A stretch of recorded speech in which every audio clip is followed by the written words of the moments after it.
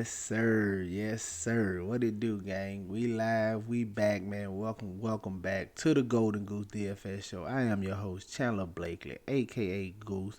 Y'all know why I'm here, man. Here to talk some DraftKings and NBA, DraftKings and FanDuel NBA slate, man. I got a little lineup review yesterday. We gonna jump right into it. If you're new to the channel, man, you stumbled across the right spot. It's the best kept secret in DFS, man, the Golden Goose DFS show. Hit that subscribe button, turn notification bells on so you can be here rocking with us every day when the videos drop, alright? Also, hit that like button for your boy, man. Do me one small favor. Help out a small channel over here grow. We on a push to 1K, trying to get there. Hit that like button, share the video, tell a friend, bring a friend, all of the above. Let's get to it. Alright. Last night, sheesh, man, oh man, got it pulled up for y'all. Y'all see, listen, man, I told y'all, I play the plays I'm giving y'all. I play them in my single entry, in my 3 max, in my 20 max, man. So when they fail, I fail too. Definitely was a rough night last night. DraftKings, FanDuel, all the above. It was just a rough night. And the scoring last night was a little weird too. It came from certain spots that we thought, but if you look at like the perfect lineup or the optimal lineup yesterday, it didn't have like any superstars in it. But yesterday, I think the issue was we just got too value happy. A lot of value opened up with LeBron being out and Embiid being out, and it was the type of value I like, the best type of value, the bigs. Wasn't a bunch of little guards, man. So bigs are normally, if you ever have an issue where you're trying to decide between two value plays like a guard or a big, the big is normally the better play, depending on the player. Of course, it's player dependent, but if you got two guys kind of equal, same playing time, all that, the big most of the time is normally gonna be the better value just because they're close to the basket. They can fall in the boards and put it backs and stuff like that. So bigs are normally the better value when it comes down to value play between guards and bigs. So we had a lot of big man value yesterday. So I got a little too value happy, man. I went 2 stars in scrubby, especially in my single entry over here, man. When you got 3 guys near the flat men, I did like I said, just got value happy, wanted to load up. But this is my best lineup, 257, the single entry. We're gonna start right here, Paul Reed. I don't know how this man don't get no playing time. Now I'm talking about not even a minute. I went to Paul Reed because we seen this spot before this season when Embiid is out. They've played Harold, Montrezl Harrell, and Patrick Reed here. Reed has been the favorite of the two early in the season when Embiid was out. So that being said, I know he hasn't been getting much run lately. He's just been seeing like 10 minutes. But when Embiid was out, I thought he could easily get to like 20 minutes here. And Reed is a high energy guy. He's all over the place. He can easily get you a double-double in 20 to 25 minutes, which is what I thought he would see in this spot. I wasn't worried when he wasn't starting. I didn't think there was no way he'd get a DNP, but that's what happened. Did not play one single minute. Flat zero. Can't do nothing about it. 11% on here. At the top, CJ McCollum, 41%.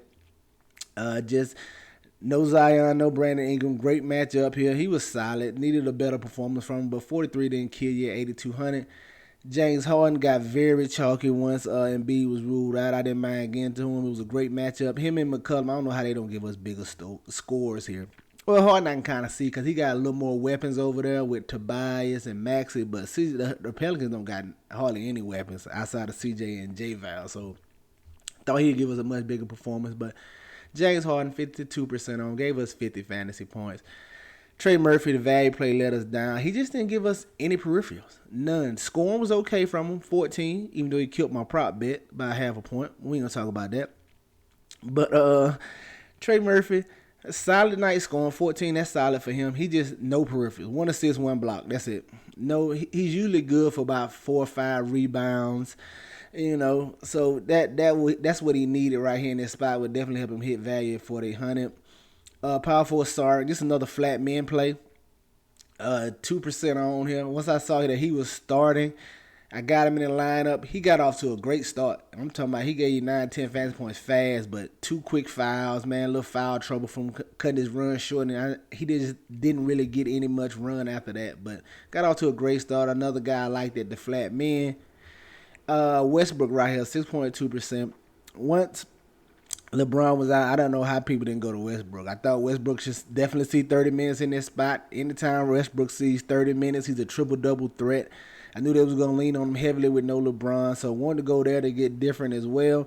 I thought he would be a little higher on than this. I didn't expect him this low, but he almost dropped a 50 burger for us at 7,600. Very solid from him. Kevin Durant, 10K, got him at 5%. I would load if my value just come through. We got the leverage we need to take this down with Westbrook and Durant. Durant gave us 63, 44 real life points going against the Bulls right here at 10K. Just another low on pay up option I wanted to get to. And then William Gabriel, same thing down here with as far as Sark, just didn't get the minutes. Wasn't a bad play. Gabriel 17 fantasy points and he only played 20 minutes. Like if he pushes 25, 30 minutes, he definitely gives you a better score than this at the flat men, but it's still okay at 3,200, man. 17 didn't really destroy us, but it was basically the DMP from Paul Reed which killed us. You definitely can't have a zero. Definitely can't have a zero. But yeah, Paul Reed killed us and just got too value happy. Should have went more balanced last night. But it was too much value, and like I said, it was big. I just knew we could be able to crush with it. You see, I loaded up with the big gun. McCollum, Harden, Westbrook, Durant. I went all big guns, superstars and scrubs, but just too much value yesterday. Too many value plays. Should have went a little more balance on yesterday's slate. But hey, comes with the territory, man. We're gonna lick our wounds, get back out there tonight. You're gonna take some L's in this game. Believe that. All right, let's get to FanDuel, man. But like I said, no fake, no flaw, man. I'm going to show you the bad lineups. I'm going to show you the good lineups and the in-between. I don't run, man. I'm going to post the lineups, all right? I don't run from those. I don't duck no work, man. You know. Let's get to it. Over here on FanDuel, Russell Westbrook, same thing. Got him at 7.9%, 46 fantasy points over here. Very solid for him. Damian Lillard was my low on guard play, 8.9%. He just gave us 39 fantasy points. Great matchup against the Minnesota Timberwolves. Dame just kind of took the back seat. One of those nights like Jeremy Grant had it going, so he just took the back seat tonight. But 38 didn't really kill us at 9,100, but definitely need a bigger performance. CJ and Harden once again, self-explanatory. Trey Murphy, yep, just didn't get done. I went Zach LaVine here in this spot at 5% on. He only gave us 30 fantasy points. Caught him. I like the price on him. Great matchup against the Brooklyn Nets. It's just those Bulls guys. I told you it was a Vooch night tonight. I told you yesterday I liked Vooch a little bit in the video. But yeah, it was Vooch night tonight. And Zach LaVine didn't really get it going. Those Bulls are hard. It's going to be DeRozan some nights. It's going to be LaVine some nights. It's going to be Vooch some nights. Some nights it's going to be two of them, not the other one. You just got to kind of get it right. And we got it wrong yesterday. William Gabriel once again. Dario Saric once again, and then Paul Reed once again. I was heavy on Paul Reed yesterday. At the flat men, 3K, guy I thought that was get at least 20 minutes. I know, like I told you, he's high energy, man. He can give you a double-double in 20 minutes. I promise he can. But didn't work out for us last night, so 255 over here. Like I said, it was a rough one, man, but we back out there in the trenches tonight, man. Nice little 4-game slate. Let's pull it up and talk to y'all. You know, it's not really enough games to do a starting 5, but what we're going to do for you, 4-game slate, we're going to kind of go position by position and just point out 2 or 3 plays I like at each position. Just like my first look, we're just going to walk through it a little bit. Now, on this slate right now, nothing's jumping out at me. We do got a big piece of injury news to worry about right now. Paul George is questionable. If he's out, definitely going to bring Kawhi into play and maybe one other Clippers, probably Zubac, maybe Powell. I probably wouldn't touch too much else over there. We'll have to see. But definitely going to wait on that news. If he plays, I got no problem getting to Paul George. It's a 4-game slate. I got no problem getting to Paul George or Kawhi. No matter if both of them play, I could take one or the other. I typically don't put them together now. Don't play them together. I wouldn't. You can do anything you want, but I wouldn't particularly play them together because I think they can give you solid performances, but both of them not gonna give you a ceiling type performance. So if Kawhi's having a big game, Paul George is gonna let you down, and vice versa. So I never really put them two in the same lineup. All right, but let's get to it. At the point guard right now, man. At the top, Luka 12-6. I probably won't get to him. Like I said, it's no real value to get to, man. If you put Luka in now and try to build, I don't know how that lineup gonna look, especially on this full game with not a lot of value out there. It's not a lot of 4K guys and 3,800 guys tonight, so I don't know how you can fit Luka in without building a rough looking lineup. But people gonna try to get to him. Hey, and some value may open up, but I'll probably pass on him. Ja Morant. Bane's picking it back up. I told you yesterday, Bane had a solid night last night as well. I told you on yesterday's video, Bane was poised to have a big one. But with Bane getting his legs back, I don't know how I feel about getting to Morant here at 10-4, and they could possibly crush the Magic, man. The Memphis really don't play around. If they put bad teams away, you saw what they did last night. They crushed teams that ain't together. So this could get out of hand for Orlando. So that makes me nervous. That plus Bane, I probably won't get the job. Kevin Porter, I like Kevin Porter Jr. a little bit at 7,600. This is probably the best fantasy game environment right here. People gonna get to this Utah-Houston game because no defense over here. It's plenty of fantasy goodness over there. Definitely got some interest in Kevin Porter Jr. Jordan Clarkson's I'm always back and forth, but he's definitely in play. Jamal Murray maybe. I definitely like Dinwiddie. Definitely like a little Dinwiddie for the simple fact that the Dallas Mavericks are playing the Boston Celtics, a very good team, one of the better teams in the NBA, and a solid and a good defensive team. I know Luka's been on a roll lately, but Celtics are a good defensive team. He gonna see some smart defense. They probably gonna double him, run at him, get the ball out of his hands. So Luka may have to defer a little bit and get some scoring from other guys like Dinwiddie, Tim Hardaway Jr. So definitely got a lot of interest in Dinwiddie here in this spot at 6,200. Let's get over to the shooting guards. Jaylen Brown is probably too expensive for me. I'm not gonna mess with it. Paul George, if he plays, I like him. If he out, give me Kawhi. Jordan Clarkson again. I probably won't mess with him, but I can definitely get back to Desmond Bane. 6,700. Price didn't move. He dropped 42 fantasy points last night. They gonna keep him rolling. It's another spot that they can get up big and try to get Bane rolling and feed him. So definitely like Bane here at 6,700.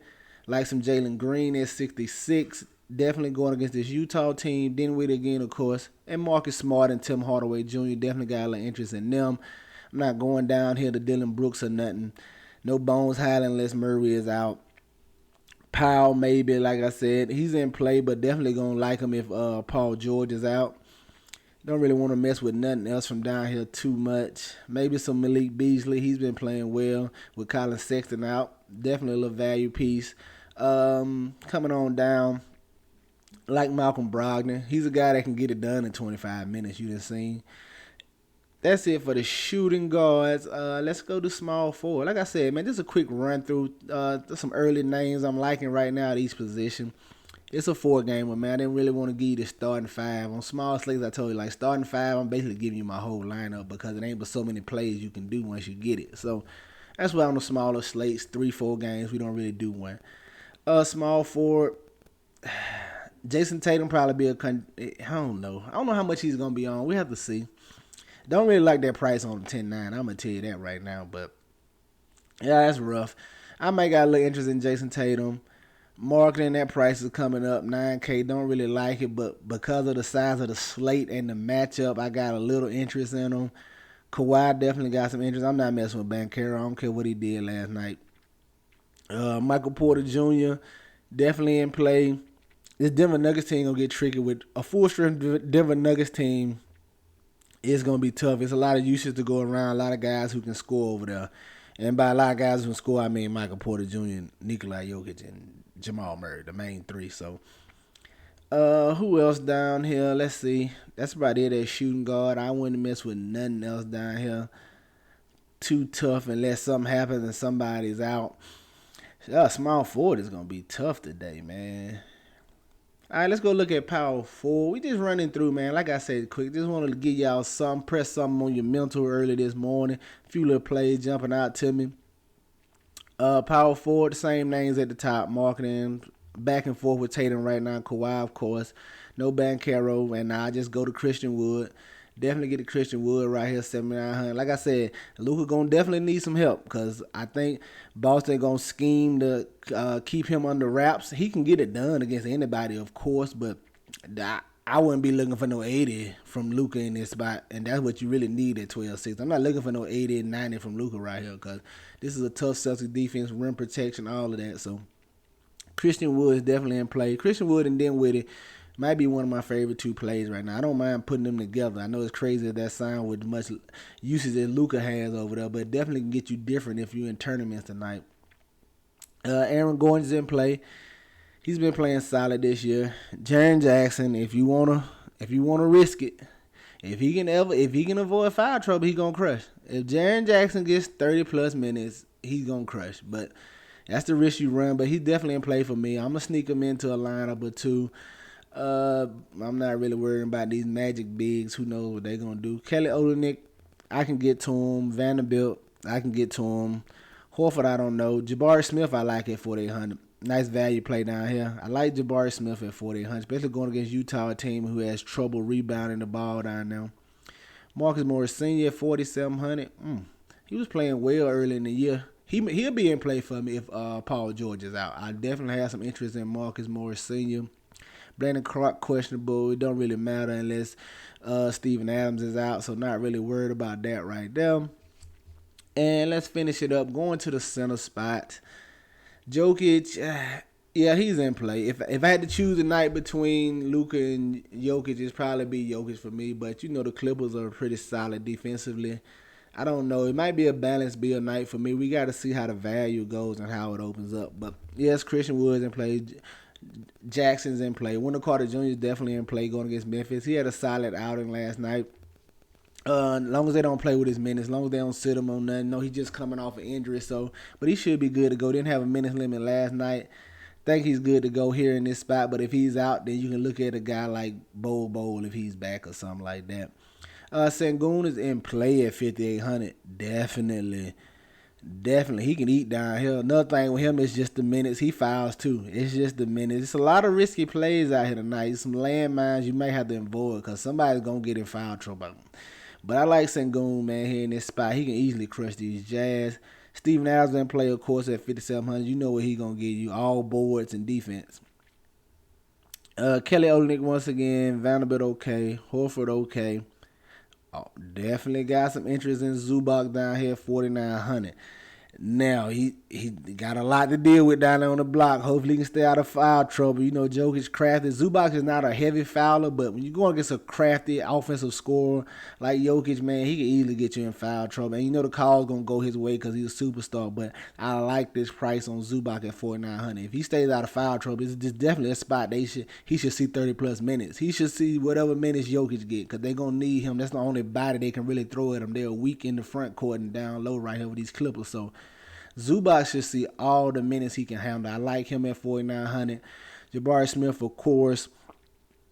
Mo Bamba, not really messing with. Like a couple shots on Robert Williams out here. He's going to see 30 minutes before long. Let's see what his minutes have been. 18, 20, yeah. He's still knocking on that door of 20 minutes. They easing them back. They really want him for the playoffs, but he can crush in those 20 minutes, as you can see, 36 fantasy points here, 27 down here. He can get it done in the minutes he's getting. But the instant he get to 30 minutes, man, he's gonna crush at this price tag. 4,100 definitely got some interest in Robert Williams, man. All right. That's going to do it, man. Just through the positions, man. Any questions, comments, concerns, leave it in the comment section below. You know I'll reply as soon as I get it, man. It's a 4-gamer, man. I let y'all down last night. It's okay. Players fuck up. But we going to bounce back with y'all tonight. Let's get to it, man. Y'all know the motto. Chances make champions. Y'all green up, man. I'm going to catch y'all tomorrow, all right? Let's get it.